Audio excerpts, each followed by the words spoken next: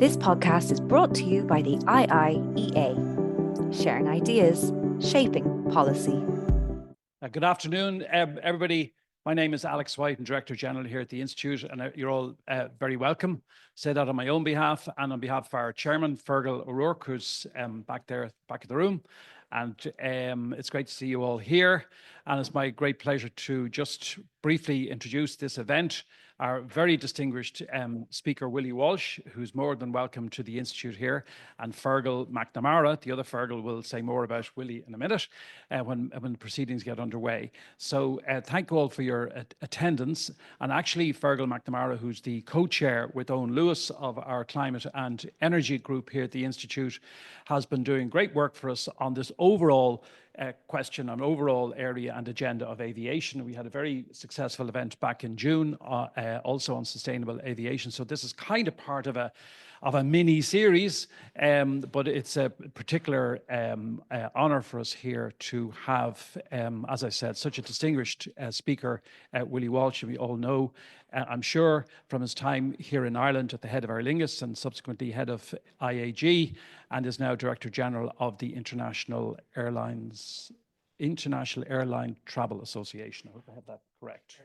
Air Transport Association. And everywhere you go, you see IATA, but so anyway, he's the guy, as you know. So very welcome. You're all very welcome. He's particularly welcome. And I hand you over now to Fergal McNamara to host this fireside chat with Willie Walsh. Thank you all very much.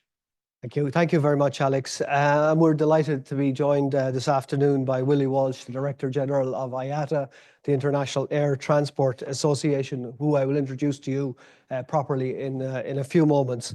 But at the end of this conversation this afternoon, I hope you'll come away knowing more about the industry, its ambition for net zero, some of the technology that are coming down the track, issues with capacity in the system, issues with supply chains, and in general to know more about the aviation industry. And Willie is going to have a fireside chat with us to go through all of that. But first, I must go through a couple of housekeeping things. First of all, this session is on the record and is being recorded. If you're using X, would you be kind enough to tag us at IIEA and join the conversation that way? We have many people online. For those of you online, you can join the conversation by entering your comments or questions on the Q&A function in Zoom. And please do that as soon as it occurs to you, so that I can try to get to it and put them to Willie as we go along. For you in the room, you can also join the conversation by raising your hand, and we'll get a mic to you. And wait for the mic because the people online need to hear the question as well. Tell us your name and tell us your affiliation when you're putting a question. And I'll probably, given the crowd that's here, stack the questions in 2 or 3 and pass them along to Willie. And without further ado, I'd like to introduce Willie Walsh to you. Willie is the 8th person to lead IATA. He was there since 2021. He is there since 2021. Previously, he'd been on the board and also served as the chair of the organization. Before that, you'll know him to have been the chief executive of the International Airlines Group, which included BA and Iberia, a merger that he oversaw, and saw that unit through the COVID-19 crisis and through the great financial crisis. And we will know Willie very well as chief executive of Aer Lingus from 1979, when you joined as a cadet pilot, to 2005. And you're a Dubliner. You're welcome home. And ladies and gentlemen, Willie Walsh.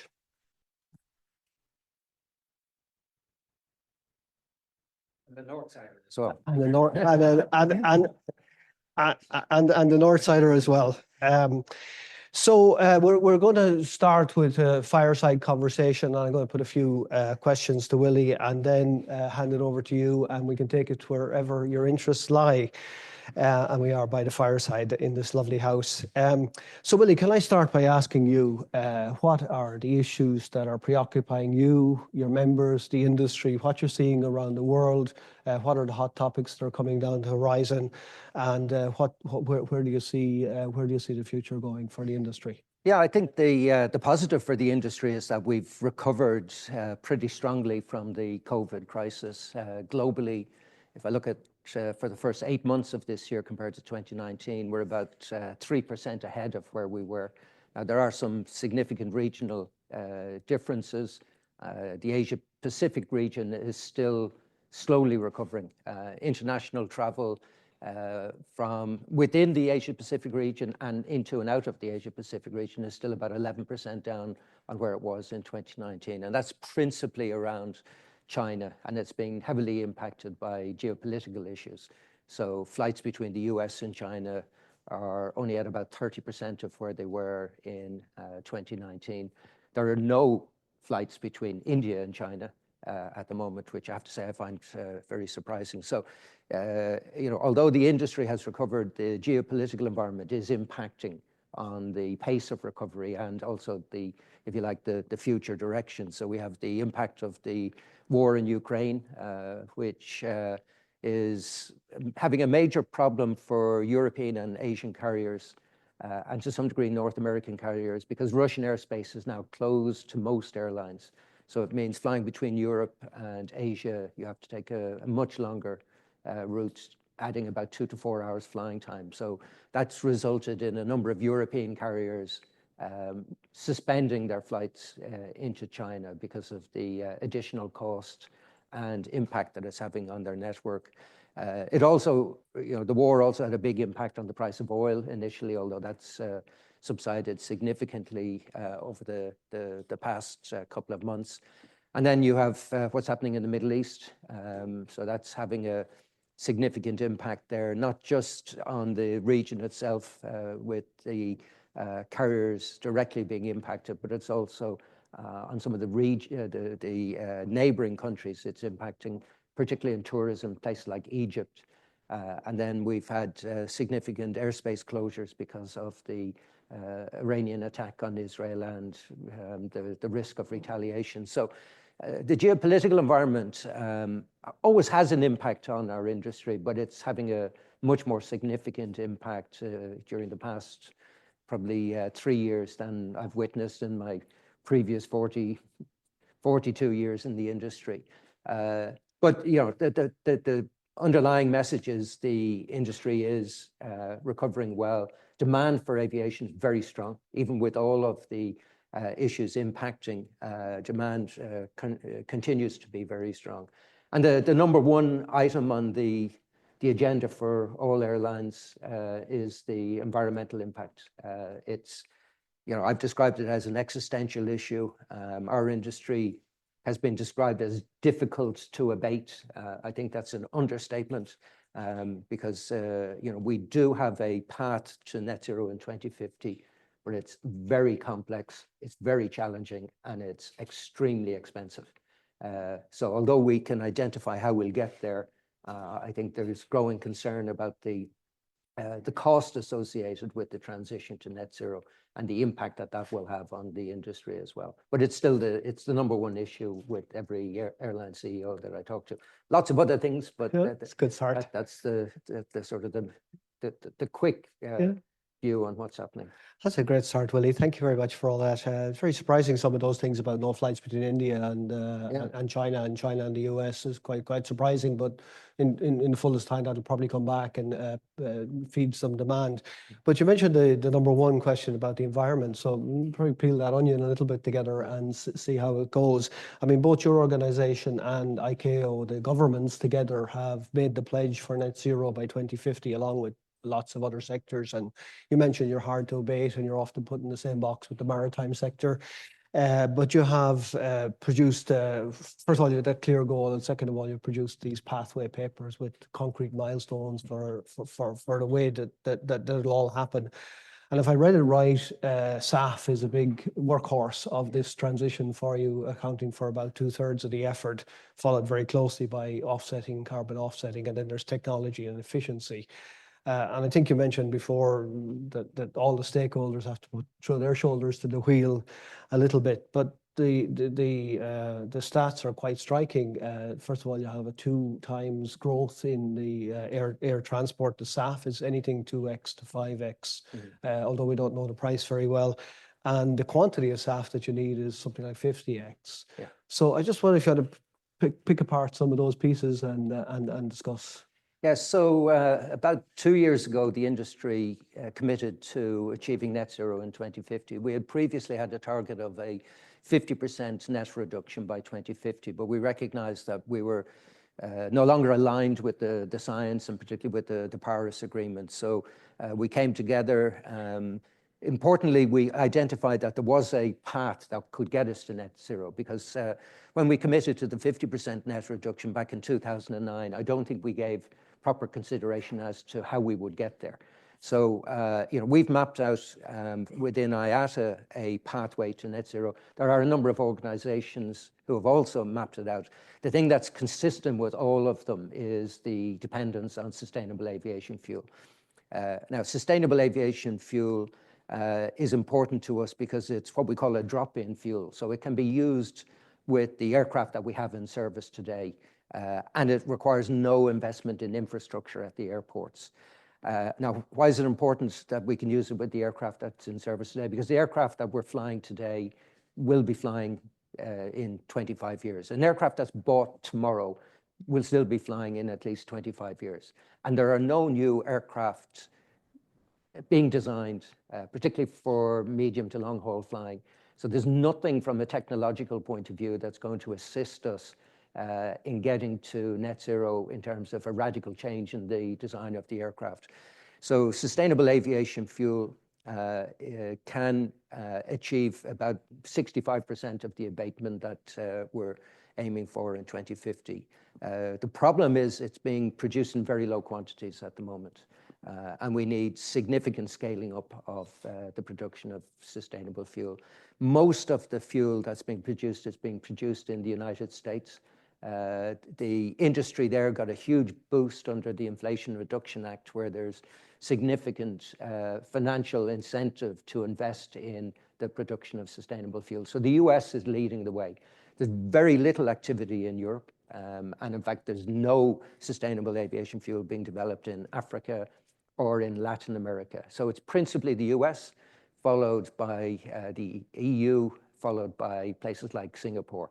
But most of it is being developed in the United States. So what we're saying is, we need to have governments come together to create a policy framework that will incentivize production in SAF. We're not asking for anything special, because what we're saying is, if you look at how we've made the transition to clean energy with wind and solar, that didn't happen without government intervention and government incentives. So what we're saying is we need the same sort of approach to ensure that we can get there for sustainable aviation fuel. And important to point out, sustainable aviation fuel will be used for the aviation industry, but it will also produce sustainable fuel that can be used for other industries as well. So, a refinery that's producing sustainable aviation fuel, about 45 to 50% of the output would go to aviation. The rest of it could go to road transport. It could go to the chemical industry. So it's not just about aviation. Obviously we're labeling it sustainable aviation fuel, but it can be used for other sources as well. And in terms of cost, we just produced a paper a couple of weeks ago, and it's identified that the cost of transition, the differential between what we believe kerosene will cost and what SAF will cost, will be about $4.7 trillion. So it would average $174 billion a year if it was evenly distributed between now and 2050. And to put that into context, 174 billion of additional cost for an industry that this year is expected to make about $30 billion. So it's a huge increase in cost. Fuel today is our single biggest cost base, our cost base. This would increase the percentage of our costs accounted for by fuel to about 42% of our cost base. So what I've been saying is there's no way the industry can absorb this. People say, well, who's going to pay for this transition? And it's absolutely clear the consumer ultimately is going to have to pay, because airlines do not have the financial scope to absorb that additional cost. So that's why I say it's going to be challenging. It's going to be very expensive, and it will have an impact on the future growth of the industry as well. That's very, very interesting, very stark. Willie, thank you very much for that. Maybe I could just come back on SAF in a few minutes, but could I ask you just to have a wander through the other areas, the offsetting, the carbon offsetting, the operational efficiencies, where do you see those? And technologies we have heard of, but you just said there are no new aircraft on the books, but we've heard a lot about hybrid, electric and hydrogen, means of propulsion, the single skies, efficiencies in the airport and so on. Yeah, You want to try to pull some of those? Yeah, we're looking at everything. So just to touch on technology, hydrogen will play a part at some stage, but quite honestly, my personal view is it's going to be, the major impact of hydrogen is going to be beyond 2050. So when we looked at the pathway to net zero in 2050, we haven't put a lot of emphasis on hydrogen. The big challenge with hydrogen, of course, is for it to be effective, it has to be green hydrogen. And there's still very, very little, practically no volume of green hydrogen being produced. So hydrogen will play a part. Now, hydrogen would require a fundamental redesign of the aircraft if it was to be a hydrogen-powered aircraft. It would also require massive infrastructure investment at airports. So the transition costs, if we were to depend on hydrogen, if it was available, would be even greater than the costs that I've identified there. But the real challenge is we will not have a hydrogen-powered aircraft in service in any scale before 2040 or 2050. Airbus is the only manufacturer currently talking about a hydrogen-powered aircraft. They're talking about an aircraft coming into service in 2035. If you think of it, there's 33,000 jet transport aircraft in service today. Airbus would need to produce a hell of a lot of airplanes in a very short period of time for it to be effective by 2050. So it will play a part, but not a significant part. And hybrid electric and electric, all the production in this area, which is going to be fascinating, is really in small aircraft and short distances. So if you look at how the industry produces CO2, about 80% of the CO2 produced by the industry comes from flights of greater than 1,500 kilometers. We're not going to have an electric or hybrid electric aircraft capable of flying that distance with significant passengers in the time frame that we're looking at. Battery technology just hasn't developed sufficiently, and we don't believe it will. So where electric and hybrid electric will play a part is in the short-haul regional aircraft. And that's not really a massive contributor to CO2. So what we need is something that is capable of being used on long-haul wide-body aircraft. And that's why the emphasis on SAF. Offsetting is very important. Offsetting, and you and I have spoken about this, has a bad reputation. And I think justifiably so when I look at some of the early offsetting schemes. So, what the industry is looking at in terms of offsetting is principally built around the ICAO, the United Nations program, which is called CORSIA, Carbon Offsetting and Reduction for International Aviation. The criteria to comply with offsetting under the CORSIA rules, very, very stringent, very, very tough.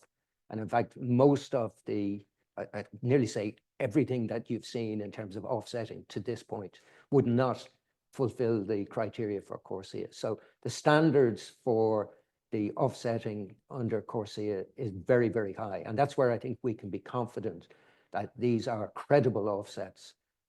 They will be monitored, audited, and we'll have a clear understanding as to the impact of these offsetting schemes compared to some of the schemes that we've seen today. So I think offsetting will play a part, but the most significant part is through sustainable aviation fuel. And you touched on one thing.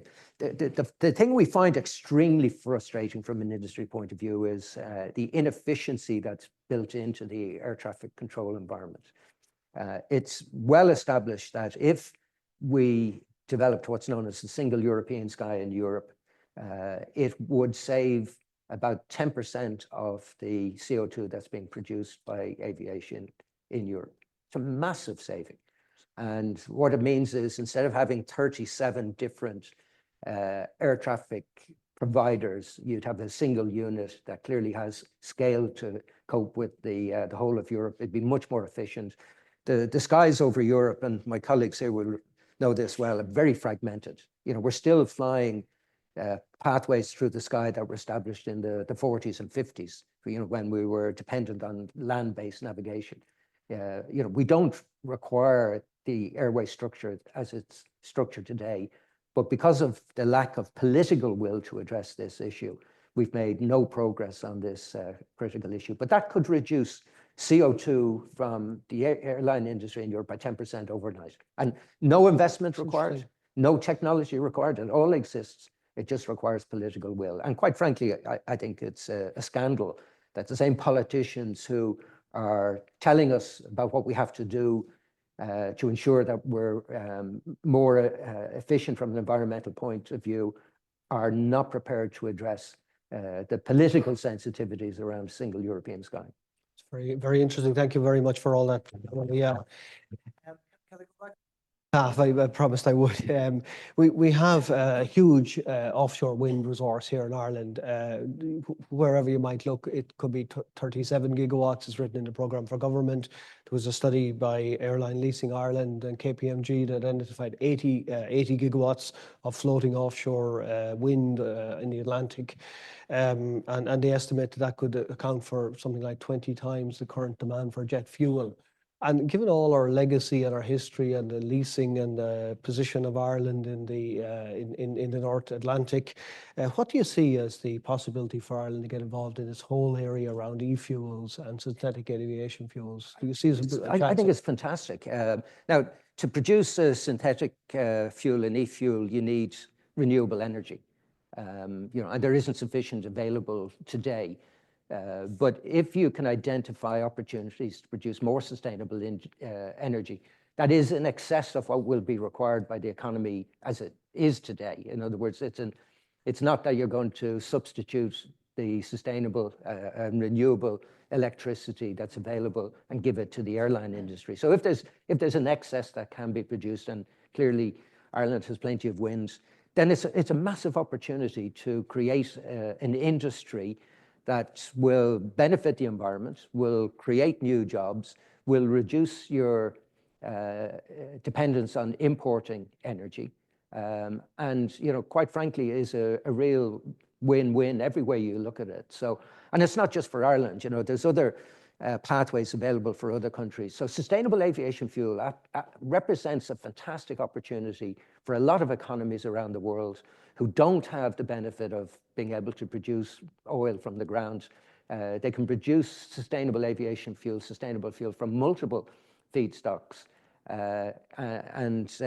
This clearly is a massive opportunity for Ireland, where we could produce more fuel that we require and actually start looking at exporting fuel. And the demand for sustainable fuel is going to be really significant in the years ahead. So, if you were to look at an industry that could, improve your environmental footprint, improve your energy security, and create jobs, this is a real opportunity for Ireland. And the airlines are talking with their checkbooks. They are actually creating a pull factor here as well. Yeah. Well, that's exactly what's happening today. So, it's sad to see it, but, all of the European airlines that have committed to targets for 2030 are actually buying their fuel in the US, which makes no sense. So because there isn't sufficient production in Europe, we're having to go to the US and buy the sustainable aviation fuel there. Now, a number of the carriers that are buying the fuel there can use it because they have a transatlantic network. But some of them are actually going to have to ship it across from the US to Europe to use, which is total madness. You're actually increasing the carbon footprint of that fuel because you have to take into account the carbon used to actually ship the fuel from the production source to where it's going to be used. So, I think Europe, I'm a proud Irishman, a proud European, but I think the policies being adopted by Europe are, to my mind, not going to work and run counter to what we're seeing in the US. So Europe has taken a view that the way to progress this issue is to impose restrictions and impose mandates to use the fuel. But mandating somebody to use something that isn't available is madness. And what's happening, so we have a situation in France today, for example, where fuel suppliers are required to produce a 1% blend. They have to have, in all the fuel that they produce to airlines, 1% of that has to be sustainable aviation fuel. There is no sustainable aviation fuel in France, so they're not providing it, and they're being financially penalized as a result. These guys don't care. They're monopoly suppliers, so their view is penalize me all you like, because I'm just going to pass it on to my customer who has no choice but to use the fuel that I'm making available to them. So, zero environmental benefit, and all it's doing is adding to the cost of aviation, which is clearly adding to the cost to the consumer. But there's no environmental benefit. So people who believe that, what we need to do is mandate the use, I think have missed the debate that's going on where the airlines are saying, we want to use it. What we want is production. So instead of mandating the use of it, they need to incentivize the production of the sustainable fuel. This podcast is brought to you by the IAEA, sharing ideas, shaping policy.